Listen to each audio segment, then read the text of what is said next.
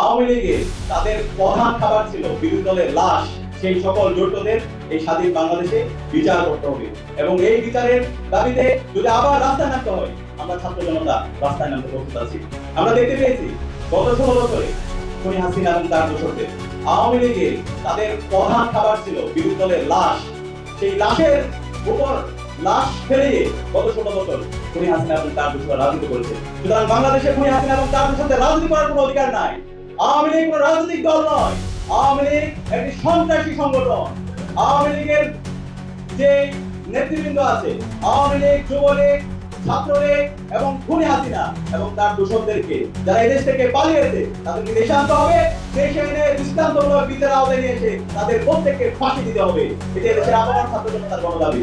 এই জুলাই বিপ্লবে খুনি হাসিনা এবং তার দোসররা আমাদের 2000 ভাই বোনকে শহীদ করেছে, 40,000 ভাই বোনকে গাজী করেছে। এই জুলাই বিপ্লবে যে গণহত্যা এবং শিশু হত্যা সংঘটিত হয়েছে, এই প্রত্যেকটা হত্যাকাণ্ডের বিচার এই স্বাধীন বাংলাদেশে হতে হবে। আজকের 28 অক্টোবরের যে আলোচনা সভা থেকে আমাদের প্রধান দাবি হচ্ছে এই খুনি হাসিনাকে এই দেশে নিয়ে আসতে হবে এবং এই দেশে নিয়ে এসে তার দৃষ্টান্তমূলক বিচারের আওতায় নিয়ে আসতে হবে। আমরা ইসলামী ছাত্র শিবিরের পক্ষ থেকে এদেশের মুক্তিকামী ছাত্র জনতাকে সাথে নিয়ে আবার যদি রাস্তায় নামতে হয়, সেই রাস্তা নামার জন্য আমরা প্রস্তুত আছি।